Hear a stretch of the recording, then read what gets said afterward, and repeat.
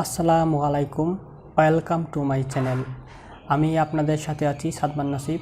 আজকে আমাদের ভিডিওর টপিক হলো গুগল অ্যাডসেন্সের যে একটা নোটিশ আসছে ইউএসের ট্যাক্স ইনফরমেশন নিয়ে, সেই ফর্মটা আপনারা খুব সহজেই ই-3 ছাড়া কীভাবে পূরণ করবেন সেটাই আমি আপনাদের দেখাবো। সো কথা না বাড়িয়ে চলুন শুরু করা যাক। তাহলে প্রথমেই আমরা দেখে নিই ইউএসের ট্যাক্স ইনফরমেশন নিয়ে গুগল কি বলতেছে। Google may begin with holding US taxes on earnings you generate from viewers in the US as early as June 2021. Please submit your US tax information in AdSense as soon as possible. If your tax information is not provided by May 31, 2021, Google may be required to deduct up to 24% of your total earnings worldwide. If you are a creator in the US, you may be already submitted your tax information. Check your tax information in your AdSense account to be sure. তাহলে Google যে কথাটা বলছে সেই কথাটার Bangla translate করলে কি হয় সেটা আমি আপনাদের এখন দেখাবো। তাহলে গুগল অ্যাডসেন্সের নতুন নিয়ম অনুযায়ী ইউএস এর বাইরের কন্টেন্ট ক্রিয়েটররা ইউএস থেকে যে পরিমাণ ইনকাম করবে শুধু তার উপর 30% ট্যাক্স দিতে হবে। তাহলে কথাটা কি দাঁড়াচ্ছে যে আপনার একটা ইউটিউব চ্যানেল আছে, আপনি একজন কন্টেন্ট ক্রিয়েটর, আপনার ভিডিও যদি ইউএস এর কোনো একটা ভিডিও দেখে এবং সেখান থেকে যদি আপনার ইনকাম হয়, সেই ইনকামের 30% গুগল কেটে রেখে দিবে ট্যাক্স হিসেবে। আর সেজন্য আমাদের কাছ থেকে কিছু তথ্য চাওয়া হচ্ছে, সেই তথ্যগুলো সময় মতো দিলে কোনো সমস্যা নেই, কিন্তু না দিলে টোটাল ইনকামের উপর থেকে 24% কেটে নেওয়া হবে। এখন গুগল অ্যাডসেন্সে ট্যাক্স ইনফরমেশনের জন্য কিছু তথ্য চাওয়া হচ্ছে, সেই তথ্যগুলো যদি আপনি না দেন তাহলে আপনার যে হোল ইনকাম আছে সেই হোল ইনকামের 24% অ্যাডসেন্স কেটে নেবে। তাহলে এই পুরা কথাটা সারমর্ম কি হচ্ছে? সারমর্ম হলো, প্রথম শর্তটা হলো আপনার ইউটিউব চ্যানেল থেকে যদি ইউএস এর কোনো ভিডিও দেখে এবং সেই দিকে কোনো ইনকাম হয়, সেই ইনকামের 30% কেটে নেবে গুগল। কোন সময় কেটে নেবে? যদি আপনি গুগল অ্যাডসেন্সের যে ফর্মটা আছে ট্যাক্স ইনফরমেশনের সেটা পূরণ করেন। আর যদি পূরণ না করে নির্দিষ্ট সময় বলা হয়েছে, নির্দিষ্ট সময় কি? মের 31 তারিখ পর্যন্ত। আমরা যদি আবার দেখি নির্দিষ্ট সময় কি, মের 31, 2021 মের 31 এর মধ্যে নির্দিষ্ট সময়ের মধ্যে আপনার কাজটা করতে হবে। যদি নির্দিষ্ট সময়ের মধ্যে না করেন তাহলে আপনার চ্যানেলের যে টোটাল ইনকাম আছে সেই ইনকামের 24% গুগল কেটে নেবে। এখন আমরা যারা বাংলা কন্টেন্ট ক্রিয়েটর আছি তাদের কিন্তু ইউএস থেকে ভিজিটর কম আসে বা ইনকামও কম হয়। সো এটা আমাদের কাছে এটা মাথা ব্যথার কিছু বিষয় না। সেজন্য আমরা গুগল অ্যাডসেন্সের যে ফর্মটা আছে ট্যাক্স ইনফরমেশনের সেটা পূরণ করব। আপনারা কিভাবে খুব সহজেই ই-3 ছাড়া, কোনো ঝামেলা ছাড়া সহজেই পূরণ করতে পারেন সেটাই আমি আপনাদেরকে দেখাবো। সো চলুন দেখা যাক। প্রথমেই আপনি আপনার গুগল অ্যাডসেন্স যে অ্যাকাউন্টটা আছে সেটাতে লগ ইন করবেন। লগ ইন করার পর আপনার এই সাইটে যে দেখেন একটা অপশন আছে, সেই অপশনটা হলো পেমেন্ট। এই পেমেন্ট অপশনে ক্লিক করবেন। পেমেন্ট অপশনে ক্লিক করার পর আপনারা এরকম একটা ইন্টারফেস দেখতে পারবেন। সেই ইন্টারফেসে সেটিং নামের একটা অপশন পাবেন এক কোণা দিয়ে। সেটিংসের যে ম্যানেজ সেটিংস আছে সেদিকে ক্লিক করবেন। ক্লিক করার পর এই ফর্মটা দেখতে পারবেন, পেমেন্টস অ্যাকাউন্ট। এদিকে দেখেন দুটো অপশন আছে, বাংলাদেশ ট্যাক্স ইনফরমেশন আর একটা হলো ইউএস ট্যাক্স ইনফরমেশন।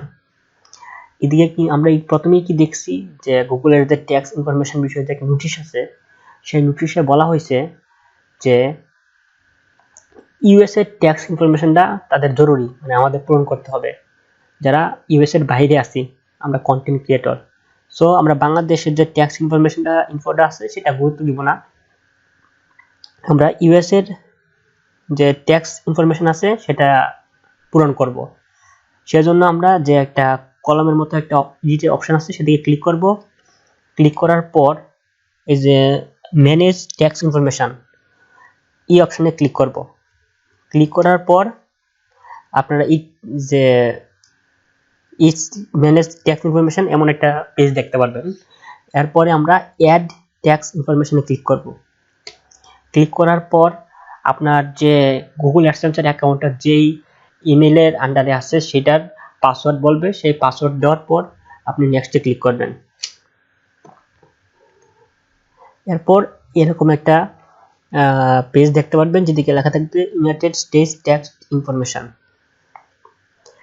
এদিকে কি হোয়াট টাইপ অফ অ্যাকাউন্ট, আপনার যে গুগল অ্যাডসেন্স অ্যাকাউন্টটা আছে সেটা কি টাইপের, ইন্ডিভিজুয়াল নাকি নন ইন্ডিভিজুয়াল বা এন্টিটি। ইন্ডিভিজুয়াল হলো মানে আমরা যারা নিজস্ব কন্টেন্ট ক্রিয়েটর আছি তারা। তো আমরা ইন্ডিভিজুয়াল সিলেক্ট করে নেক্সটে ক্লিক করব। এরপরে দেখেন are you a citizen or resident of the United States, আপনি কি ইউনাইটেড স্টেটের নাগরিক?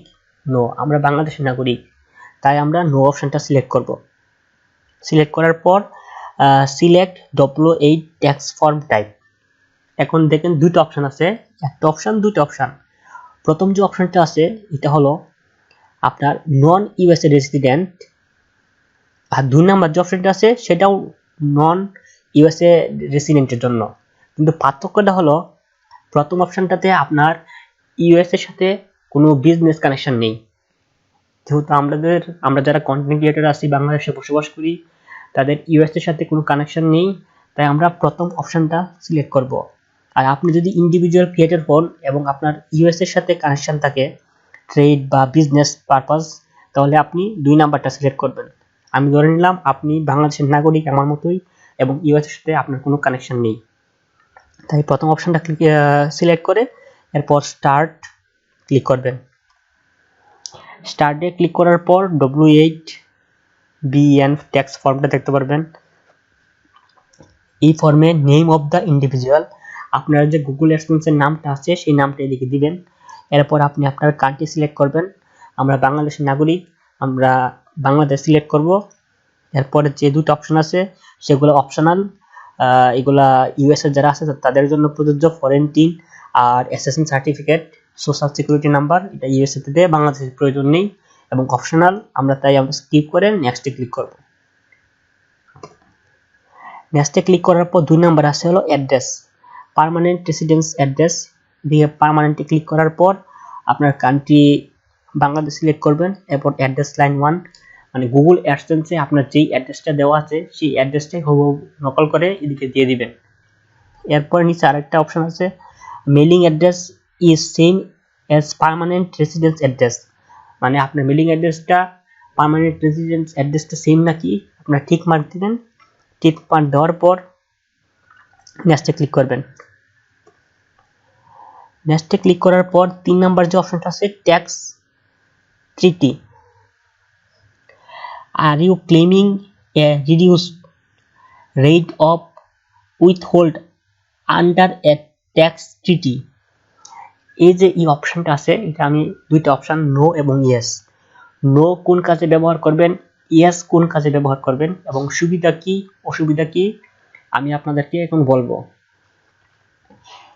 নো অপশনটা যদি আপনি সিলেক্ট করেন কোন ক্ষেত্রে করবেন, যদি আপনার E3 যে সার্টিফিকেটটা আছে এই সার্টিফিকেটটা না থাকে তাহলে আপনি নো অপশনটা সিলেক্ট করবেন। এর একটা সুবিধা হলো আপনার E3 লাগতেছে না, আর অসুবিধা হলো আপনি যদি ইউএসএ থেকে ইনকাম করেন সেই ইনকামের 30% গুগল অ্যাডসেন্স কেটে নেবে। আর যদি ইয়েস যে অপশনটা আছে সেটা সিলেক্ট করেন, সেটা সুবিধাটা হলো আপনার বাংলাদেশের যে E3 সার্টিফিকেট আছে সেটা দেবেন। দেওয়ার পরে ইউএস থেকে যদি আপনি কোনো ইনকাম করেন সেই ইনকামের 10% গুগল অ্যাডসেন্স কেটে নেবে এবং 20% আপনার বেঁচে যাবে। এটা হলো ইয়েস এবং নো এর মানে সুবিধা অসুবিধাগুলো। এখন যেহেতু ধরে নিলাম আমাদের কেউরই E3 সার্টিফিকেট নেই, তাহলে আমরা নো দিয়ে নেক্সটে ক্লিক করব। এরপরে দেখেন 4 নাম্বারটা ডকুমেন্ট প্রিভিউ। এটা হলো আমরা যে ডকুমেন্ট আছে এটা আই কনফার্ম দিয়ে নেক্সটে ক্লিক করে দেবেন। এরপরে হলো 5 নাম্বার সার্টিফিকেশন। এদিকে ইউর সিগনেচার, আপনার যে ফুল নাম আছে সিগনেচার আছে সেটা দেবেন। এরপরে এদিকে দুইটা অপশন আছে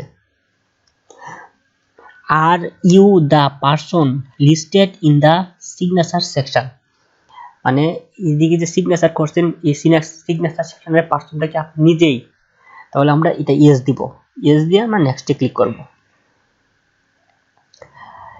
এরপরে আরেকটা অপশন আছে দেখেন, স্ট্যাটাস চেঞ্জ এফিডেভিট। এটার দুইটা মানে অপশন আছে, কোনটা কি বলতেছি আমি। প্রথম যে অপশনটা আছে সেটা হলো I am providing tax information for a new or existing payment profile that has not received payments। প্রথমের যে অপশনটা, আপনার যদি গুগল অ্যাডসেন্স থাকে এবং সেই গুগল অ্যাডসেন্সের যদি ফার্স্ট যে পেমেন্টটা আছে সেটা রিসিভ করে না থাকেন, তাহলে প্রথম অপশনটা হলো আপনার জন্য। আর সেকেন্ড অপশনটা হলো I am providing tax information for an existing payments profile that has previously received payments, মানে আগে আপনার এই গুগল অ্যাডসেন্সে যদি পেমেন্ট রিসিভ করে থাকে তাহলে 2 নাম্বার অপশনটা আপনার জন্য। সো এখন আমি ধরে নিলাম যে আপনার যদি গুগল অ্যাডসেন্সের ফার্স্ট পেমেন্ট না পেয়ে থাকেন প্রথমটা সিলেক্ট করবেন, আর পেয়ে থাকলে দ্বিতীয়টা। আমি যেহেতু পাই নাই তাহলে প্রথমটা সিলেক্ট করলাম, এখন সাবমিটে ক্লিক করব।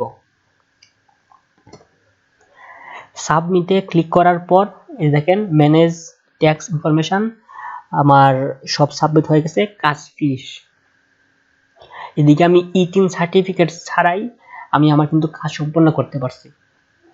এখন দেখেন আমার সবকিছু 30% করে, মানে গুগল অ্যাডসেন্সের সাথে রিলেটেড, যেমন ওয়েবসাইট, ইউটিউব, ব্লগার সবগুলো আছে। ইন থেকে যদি আপনার ইনকাম হয় এবং ইনকামের ভিজিটরগুলো যদি ইউএসএ থেকে আসে তাহলে আপনার 30% ট্যাক্স কেটে নেবে।